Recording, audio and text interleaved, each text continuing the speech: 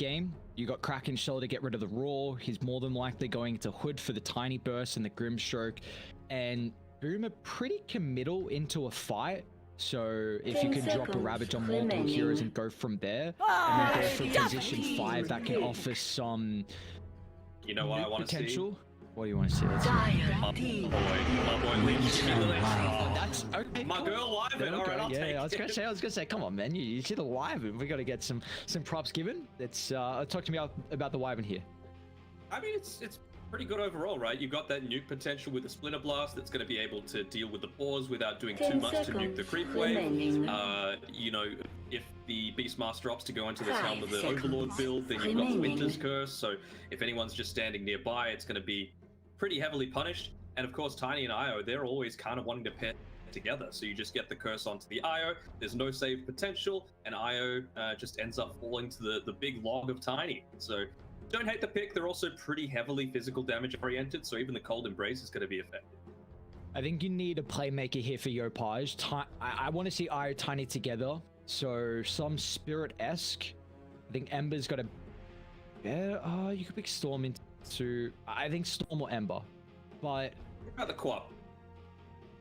I think you need to control the Wyvern and Lion. I think there's too many ways that Galaxy Racer can control. Choose your hero. Okay, they go the lane. This is... I don't mind the pick. It's very... I don't mind it either, but I still see the same issue though, right? Like, they're going to be relying so heavily on FBZ's Hawks to provide them with any kind of vision, right? Like, how do you get onto the back lines of Wyvern? Hell, even like if you relocate, it's pretty obvious when the relocate's coming down. So Wyvern's one of those heroes that you could just, you know, Arctic Burn, fly into the trees, and you're going to be pretty fine. So it's going to be a great laning stage for Palos and CTM for sure. But what happens?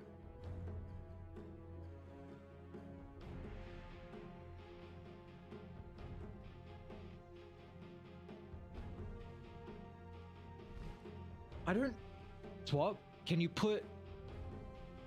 try lane on Galaxy Racer? Put the Tide in the matchup versus the Beastmaster, because he should be fine in that. I mean, you've got still Grim, Ursa, Io to amplify, but I feel like an Ursa is not the greatest in tri-lanes because he needs levels. This hero is still level 1, level 2 is definitely not as strong as what he used to be, but Galaxy Racer, also the Wyvern, kind of needs level. Do you think they can go aggressive with the tri-lane? Because I think if you put Mizu on that lane, he has no game.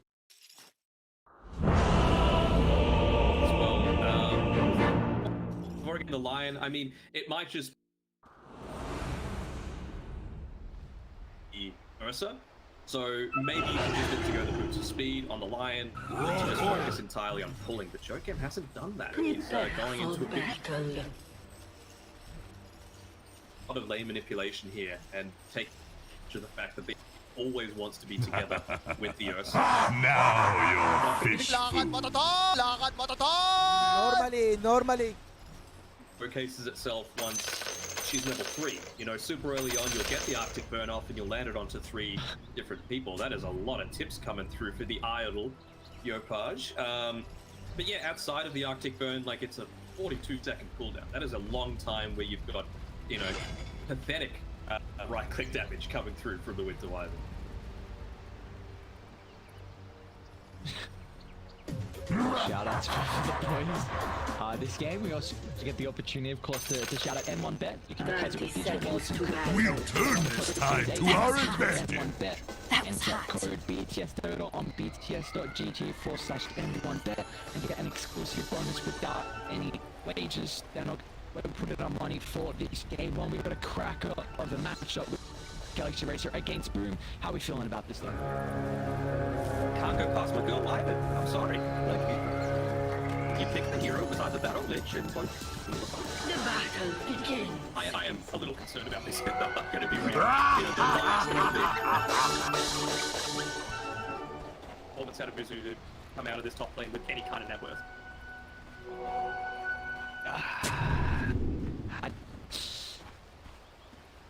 I'm worried now. I'm really worried because I felt like Mizu, I was wanting to see him on the position 3 tied instead of the 5 potentially on pop, where he has with Hood being unkillable. stroke, and then you offer counter initiation with them because they're very heavy committed. Again, even though you also picked up, but you now, it doesn't matter. Like if you problem is your Palace will always have a way to kill you off no matter what. Now we have getting a lot more Ursas, and we saw Invictus Gamer playing with the Ira against the Knights, so Normally. it's a little bit different, at least hero-wise, but still the tide against the Ursas is not favourable. You're doing a good job on the bot side by Boom here. You put the first one into the splitter blast, obviously super to be only 300. You want to make sure that you're able to use it to try and get the last hits on it. Boards get a ton of experience with those any supports against the Beastmaster, heavily prioritize killing it.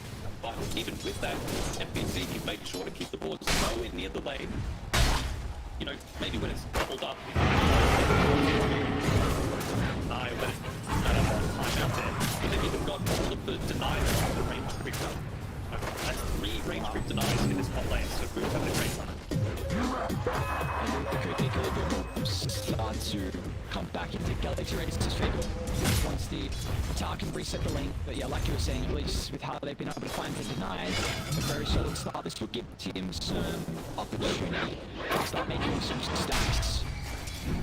The aggression not really showing at the moment, so we'll take a look at how mid's going for Alacrity and Neopod. The 10 and 2 compared to the 9 and 3. Do you feel like this is going to continue to stay even?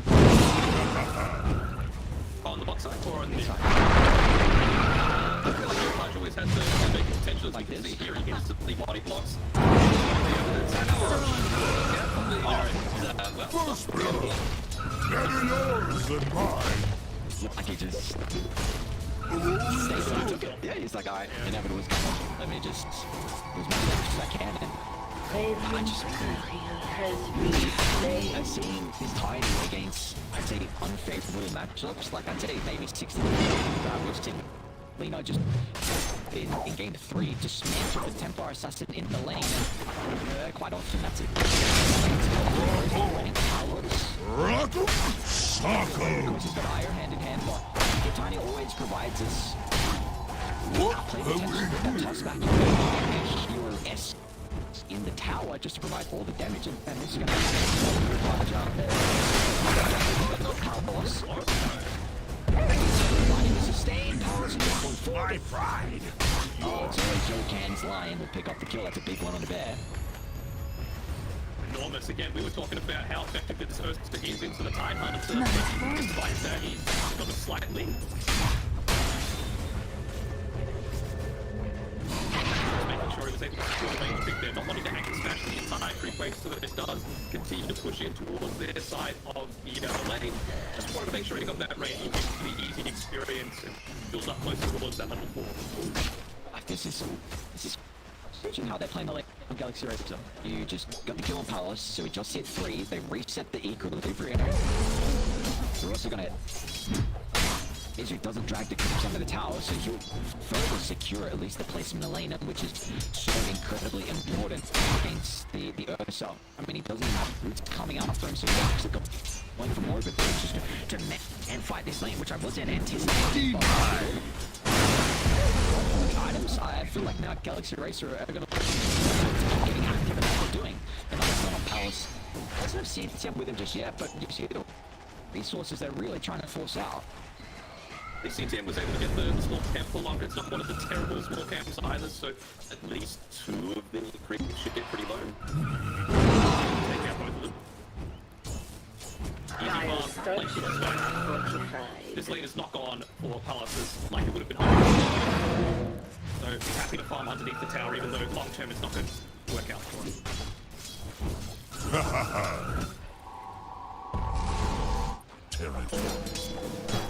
Let's see, how's bottom been transitioning? So in your dream is... So apparently, for me it's fine, but apparently for the stream it might be Scott. Oh. It was better when it was only the issue for you. Alright, we'll see if we can get a fixture kick.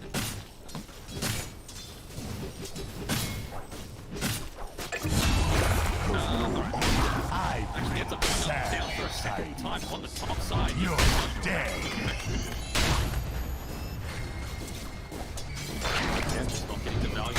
like. See,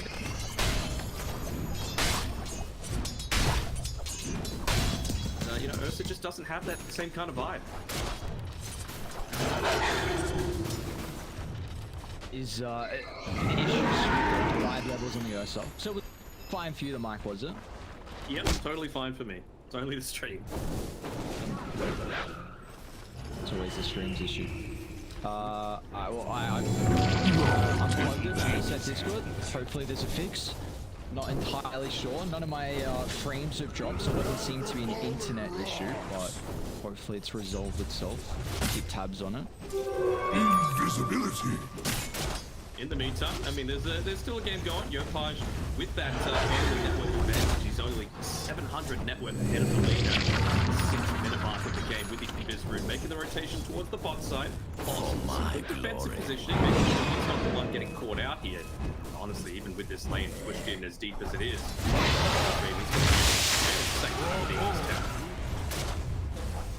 Radiant's middle tower is under attack. Radiant's courier has He just gets the courier with the tree throw. Got a bit of a pause. Well, that might help us in terms of the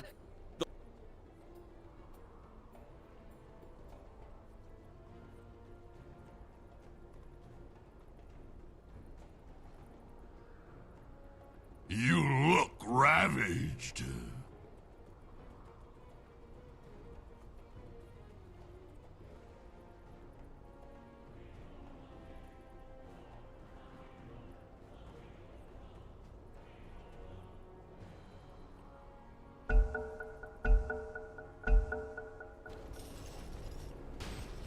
game unpausing. For all we know, now you unplugged it and plugged it back in, it's working, right? So we won't know until the delay catches up on the stream, but we still got a game going. FPZ again having a good time on this bottom side. Been able to pick up with the help of the Dominator, probably one of the best creeps that you can honestly get super early.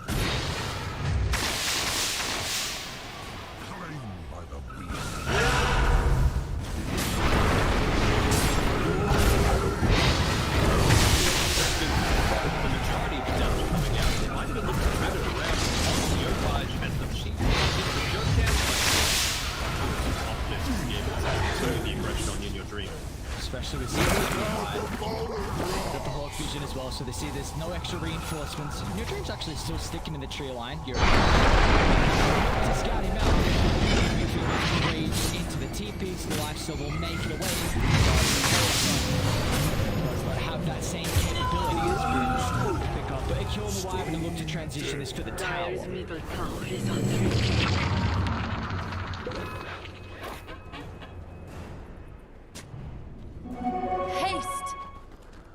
Radiant's bottom tower is under Bot attack. side, yeah, the tower looking to get transitioned into. See, it's taking a few of those. Stick this line with the lag peak, fit the backstab.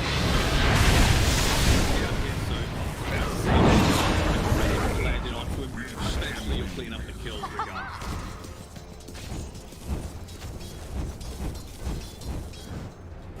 What are we getting to the other side? So Inner Dreams just swapped combined with Mizu. Timzo. I trust my end. Okay, looks like they'll chase him down. So a nice one for the lifesteal to find. He's a little bit behind in regards to the net worth, and again, Mizu's had a very, very solid showing. What have we here?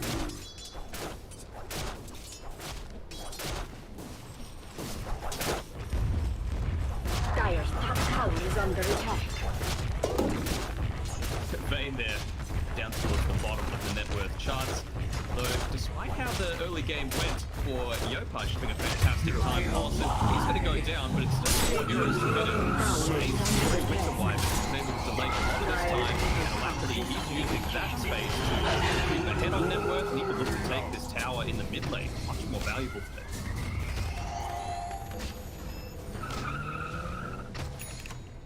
Radiant's bottom tower is under attack. Dire structures are It's hard to know if the mic's fixed. At least how I can attempt a solution is unplugging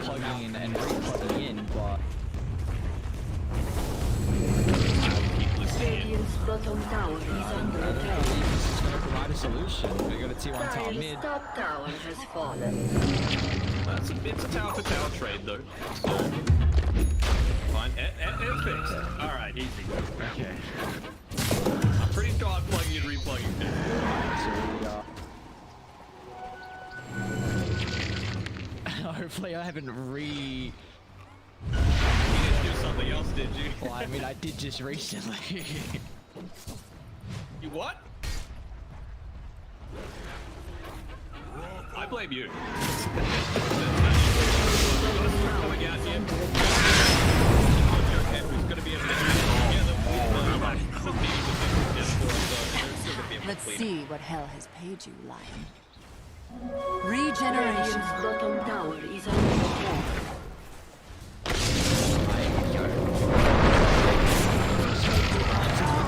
Jump straight on top. Let's kill until you can. And mess it around. Probably were more happy if they could get a pick off on a core, but Yopaj is having quite the game at the moment. 4-0, second in net worth. He's looking to try and transition this into his second item. I don't hate the Echo Saber, you know, you always want to magic and physical. The downside is it's into a Wyvern, right? So it needs to be Polison that gets gone on every single one of these attempts, because if you don't, I mean, they don't have much magic damage outside of that original Avatar. As long as Polison's in range, you know, he's only got the 1 point at the Cold Embrace so far. He's even going to talent into. When I've been playing Wyvern recently, I just haven't been putting that talent in if it is heal game. You get more value out of just more points in your skills as opposed to having, you know, the plus 35 damage or the plus 25 HPS. Radiant. Smoke up. Instant blink away from Yopaj, however. Still, we see even Lean is having exceptional performance. What do we feel like, though, is going to be the big timing around the next 5 minutes? What are we really looking for to break open this game? Witchstone. For either team? Yopaj again. In and out. Oh man, Yopaj is tiny. Such a scary threat. I mean, it is going to need to be all on your part, really. Like, he lucked out with being able to pick up the history. He's looking to try and hunt Polison, but he's playing cleverly around the trees, making sure that he's not going in lane too much. Might want the extra green with the split blast there, but instead he's going to group up around the mid lane and maybe try and smoke once the Lion's up and available. Might have a spidey sense is happening though. They'll get the sense if anyone does try and make a rotation with that position.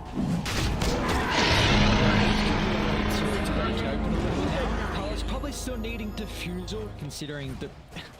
I'm still so surprised that lane went as bad as what it did for the Earth. I think they'll maybe look to farm up for another 2 minutes or so. Yopaj is not going to have another item by then. What about FBZ on the Beastmaster? So he's still going to the helm with the Overlord. No. It makes sense. I mean, these guys want to be playing around each other a lot. Radiant's bottom tower is under attack. You could just look to up the Tiny alongside the Grimstroke and the Beastmaster. You can kill essentially any hero in the game outside of maybe the Tiny shot. And then you just pair that together with all of the extra bonus right-click damage that you get, and then all the overall auras. Tiny still becomes a right-clicking beast, and you can look to rotate through CTM and Palace at any time. Well, Mizu, he's got his blink completed now. So we'll see if Galaxy Race is going to look to make a smoke. That's what they were waiting for all that time. That's why they didn't look to contest Roche, because they didn't quite feel confident just yet. Radiant's top tower is Despite under the fact that attack. Mizu had a good time coming out of that laning stage, he slowed down a little bit relative to these other heroes, which, you know, it kind of happens when you're up against someone that has the flash farming potential of a Tiny. You have the Ursa, of course, buffed up by the Io, and Tiny's got complete. Do you want to see Lifesteal building to a halberd, or do you think this might be a Sunj, keep it there, and then go Sunj and Yasha later? Because the only reason I bring that up is I feel like Invisibility. you're to win them this game over. I really believe it's Alacrity's job on the Lina to be the win condition, because the Ursa Lifesteal matchup is not great. It's not. I feel like Halberd's a perfectly fine item just because it provides you not just the disarm, right? I feel like that's going to give you a ton of value. We are getting closer and closer to Palace Diffuser Blade. It's one more camp into this one. It's done and dusted. Rock on! She's pretty close to Echo too. I mean, I guess there are a few item timings that are going to hit around the same period for Galaxy Racer. You know, you've got Alacrity looking to build into the BKB, very close to it, only a little bit further away on the blink network than I was expecting. Sanj, about nearly built up in your dream. Radiant's bottom tower You is know, at under this stage of the attack. game, Wyvern is now control on abilities alone. If they do not grab heroes from Galaxy Racer, I'm a bit worried on what this Diffuser can do in a fight. Versus the Lifestealer, versus the Tide. I might look to blow up Palace. CTM always hiding in the wings. It's such a key component. Get onto the Ursa. You know, you've got the relocate to save. You've got, of course, just the healing coming out from CTM. He's finished up the mech if he wants to send it out to him. And then, of course, you've got the enrage and the Aegis to be able to burst through. So you need to pick off someone else.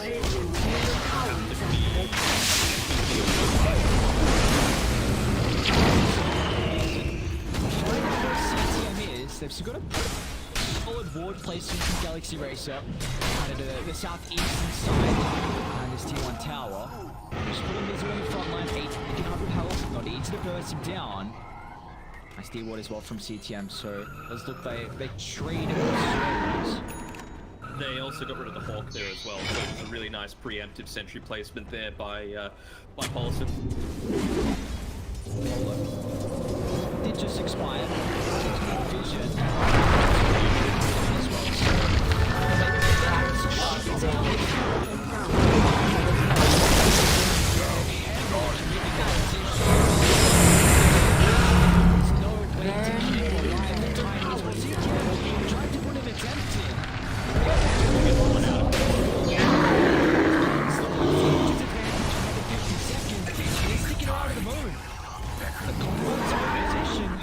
There's still Bruce himself the iron. It didn't drag him away. Jika shot in a couple of seconds. It's so fast as well, but it's going to double back. Chase down the best. For one. And you've got to be pretty happy considering you've wasted pretty much all of this Aegis duration. Also tries to get really greedy there with the Winter's Curse, but again, once you do the tiny Avatar's combo, you can just hold Embrace and it's pretty damn safe. Surprising that they weren't able to clean up enough to kill them. You know, CTM was in a really vulnerable position just on the top side, wasn't able to drag the Ursa away quite a distance. Palos, he was able to get away just because he's got decent movement speed. He had the Tumbler's toy to be able to give that extra little space. And of course the Diffuser Blade, if he did try and dive a little bit deeper, just turn around, use it on the side, healing damage, to get that kind of to be able to do it.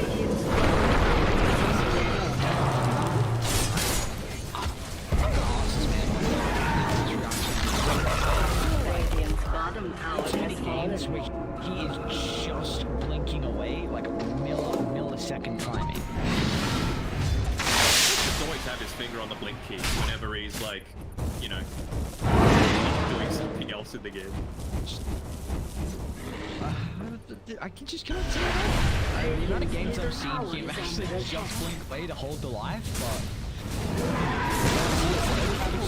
this is a big window here for Boom. They're not as reliant on cooldowns, and we can see how they just, again, nighttime with their vision control is such a powerful thing for Beastmaster. What have we here? They're gonna have their timing again soon on Galaxy Racer. I was a little surprised that they didn't get more out of that attempt, which just meant that, you know, they were able to turn around and then just look to take both the bottom tier 2 and the mid tower. Next time around, you'll need level 2 Ravage, so a little bit more duration, a little bit more damage, and also in the meantime, you've been able to get up to a little bit more farm on in your dream as well. He's got a little...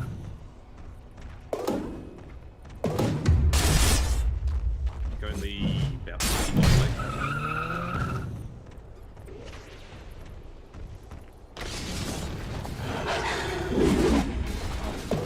He's got the Helm of the Overlord completed as well. Nice. You double check if the mic's going crazy again? Let me have a look. Just trolling. No, it's fine. Yeah, they're just trolls. Double I mean, some of them are saying they want the robots back. You know, they've developed Stockholm syndrome, and you know, they're missing them a little bit. But I feel like this is better for everyone, especially people speakers. There's some around now, but you got the helm of the Overlord timing for FBZ. We'll see what this Black Dragon can do just to control the map. But it's been, even after the Aegis usage, we just saw it didn't matter. The big factor was the Ravage cooldown, which is back up now for Galaxy Race. So we'll see what they can look to do with it. But Alacrity, the 2 heals for Galaxy Race. Alacrity's in trouble. Ready to turn out? Yeah, control thanks to FBZ, and Yorkam's about to pop up through the ward position. Game rune at the ready. Quicker fingers though from Yorkam. We'll get it back out to safe. That's a big kill to find considering Alacrity was top of the net worth. That's true, and it's just like no ball. Yorkam will drop the Ravage. Charge up the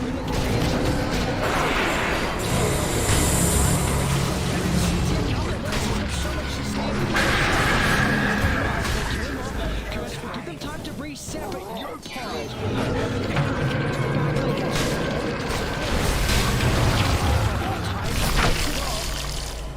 Gonna be cautious how long they stick around.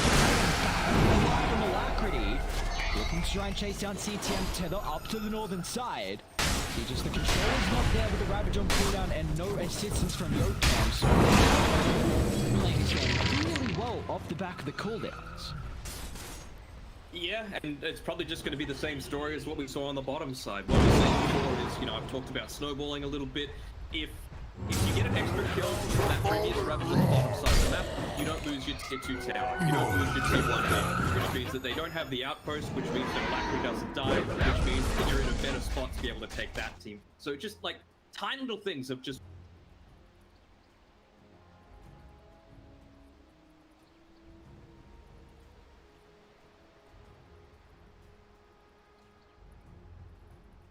constantly scouting it out if they want to, and Ravage still having 88 seconds, which means that it's going to be very difficult for Galaxy Race. And on Paulson that time around, making sure that the Helm of the Overlord creep was hitting away into this small little valley here to the right of In Your Dream, but it still wasn't enough.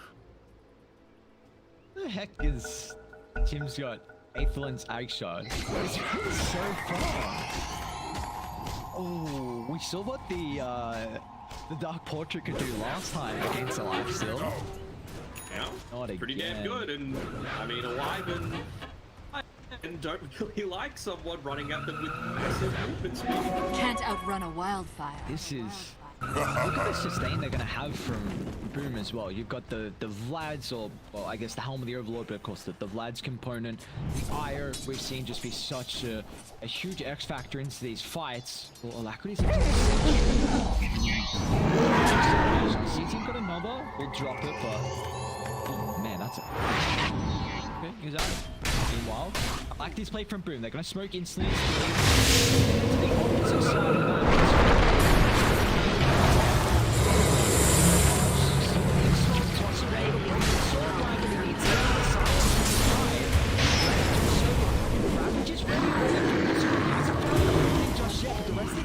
They're too far in the back line to be able to utilize the ultimate. In fact, so nonetheless, they just lose the time and the rest of the kills as well.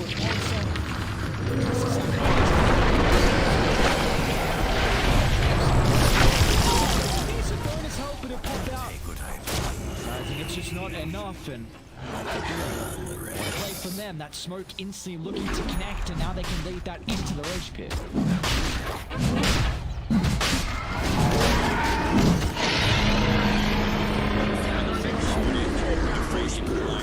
So he had complete vision on the backline. The information he's providing has been invaluable.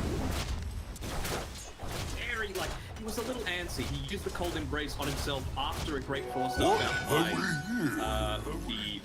the 4-star. Radiant's tower is under attack. He 4-stuffed him. I was looking at the Wyvern, I was looking at the Lena, the Lion, I was like, what the hell is going on here?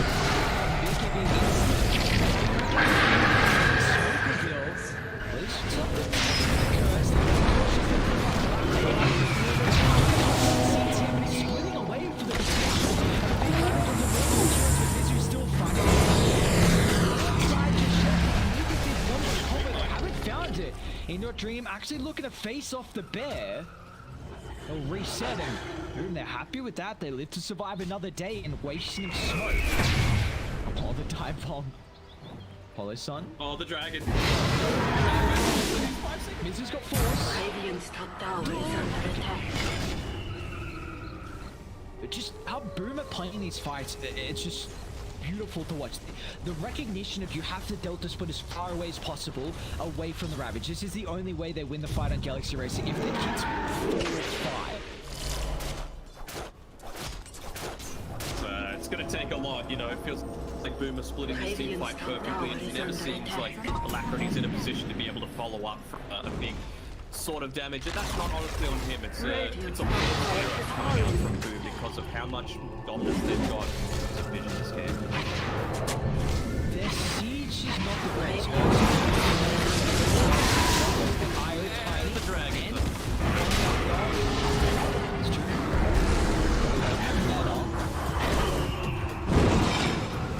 Catching these stragglers out. The fact that Paulus is going into the Blink Dagger next. So I'm a big fan of going Aether Lens. It's probably a little bit greedy on a Winter Wyvern, but this game in particular.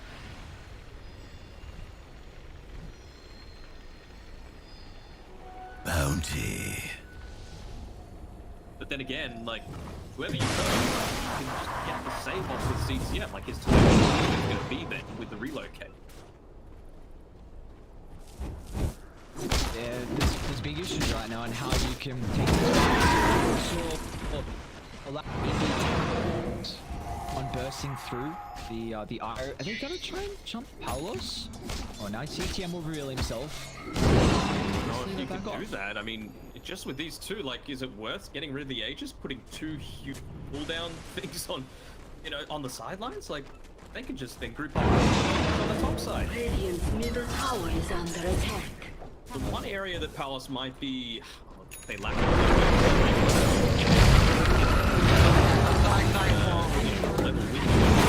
able to pick off Pulse, and that is one of the best high-grade defense.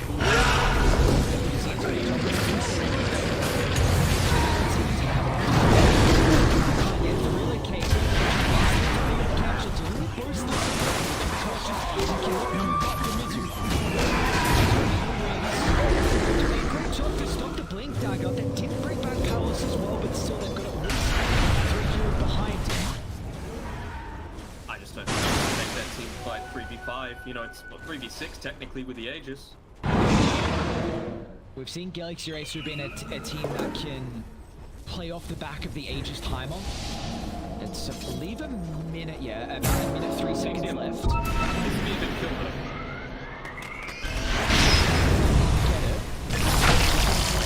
Okay, this might give them an opportunity. Down for 40, relocate as well as on cooldown for 40, so once the fight can rejoin.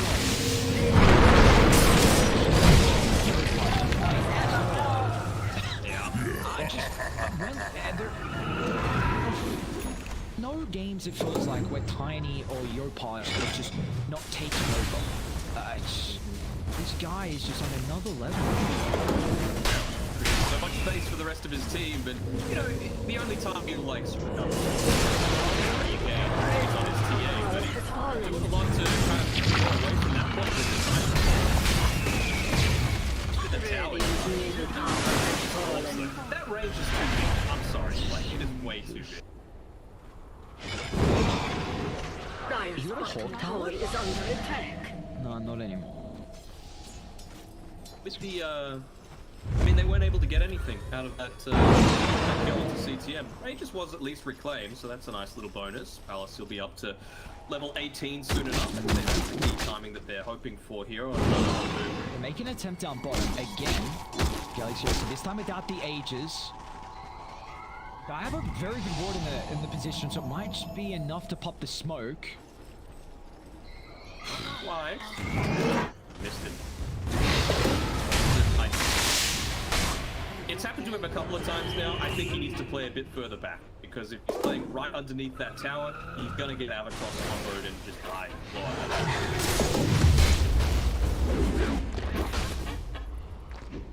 It just feels... Again. but there we go. Agnem completed now on Tim's. So, got this Dark Portrait online. I mean, life still is very underfarmed, but it's still such a nuisance. Nothing, man, right? Like, you've got Aetherlands and he's Running got with the psychic pack. headbands. Look at how These are multiple smokes that are getting them nothing goes here, so they're trying to find just an inkling of a way back into this game, but it doesn't seem they like have to do it though. They have to. Like, they've got no other option. With the good positioning coming through. smoke pops and you go forward. Playing these against Master when you're suffocated inside the base, it's just so difficult. Like, where do you go? They've got this early Aghanim shot, he's got 4 Hawks on the map! FBZ somehow is fourth in their work. He's gone 0, 2, and 8, but the value that he's providing the team solely off the vision is just immense. I would probably say only Slark rivals it, right? Like, you never see a team and everyone's like, where's the vision? I'm like, I'm sorry. The vision's want to get instantly dewatered and be the more golden experience. Some of those games, isn't it? When you're against the Tiny, it's like, where do I actually Where can I play? go? Where do I play? And the issue is that he's 11, 1, and 3. Now he can be your tower sieger. Like, you can just pair the Tiny and Iron together through the old-fashioned days where you walk up high and or you've got this rat potential. It's now not just the Iron Bear together. It's. I mean, the only thing I'd wait for is his shard. Right? Like, that's the one thing that he's lacking to be this consistent tower siege. Their vision with the use of Hawkeye, then of course it's going to be an equation for Boom, but I think we just look to sit back and just could be available in 5 seconds depending on how long the respawn time is. But They need a more high ground. They got refresh on it. Jump once again. Pushing down this time. The power is Ravages off the back, might as well, but Mizu, he needs to find a secondary.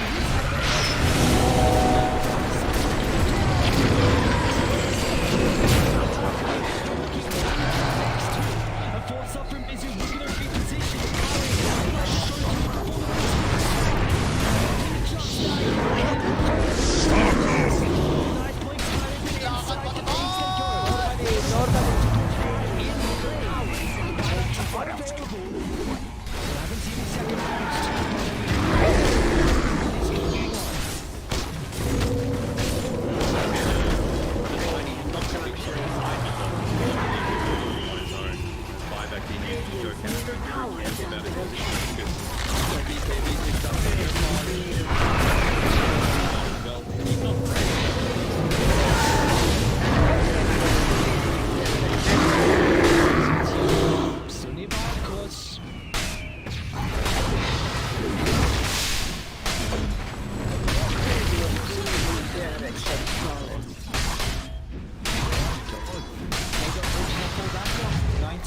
Net worth lead, all it's done is just grow for Boom. They've had no answer. Try and make one. pressure shard as well. Smoke pops. Now Europage again. There's the vision information. Looking for an best spot. Just walking it down mid. They know exactly where they are. Do not go up that higher ground. A long wrap around. But Miz is showing like this needs to be the surprise with the big Ravage here.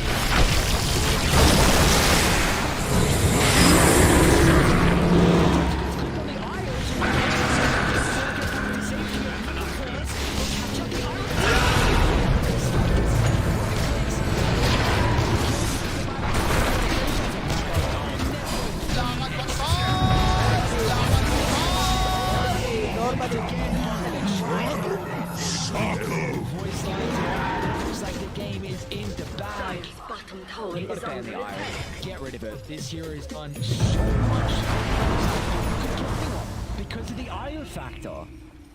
I don't know. I would say Beast Pass is probably not a big just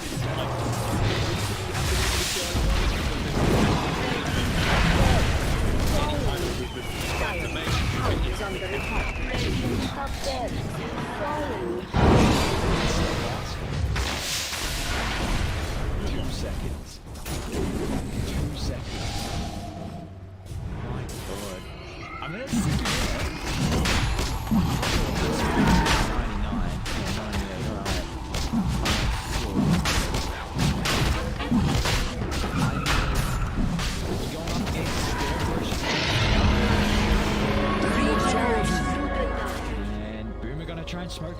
25. Sense a sign of weakness. 1 and 6. Looking to add some icing on the cake here in regards to his KDA. He's just stalking in your dream. Catch out any of the stragglers. So make it back.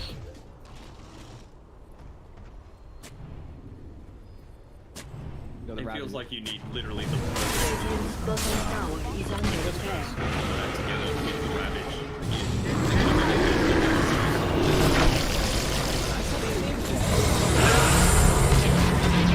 As well, be cautious. Want to compromise your own position because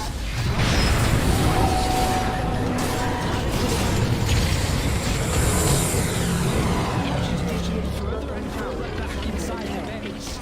Not just Yopaj, you got the lifesteal industrial. And it's just an extra layer of siege as well for high ground. Radiant's bottom tower has fallen. So the barracks left Radiant's standing. bottom barracks are under attack. Yeah, like Who's gonna pop?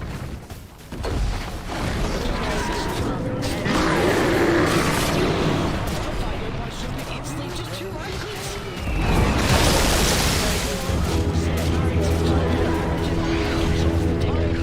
He's still got CTM waiting the wings. Out to safety he goes.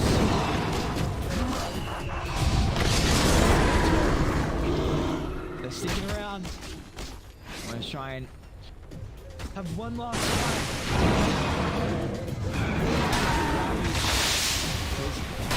So go on for Galaxy Racer.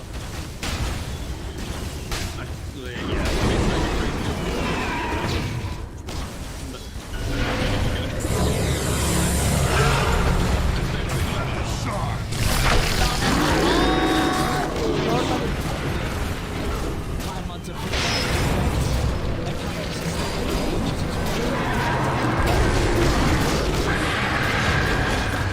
it's a beautiful curse for the damage from the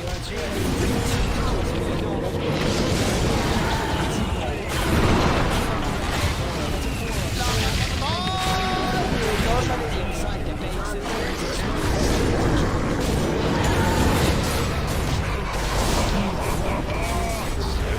no cheating.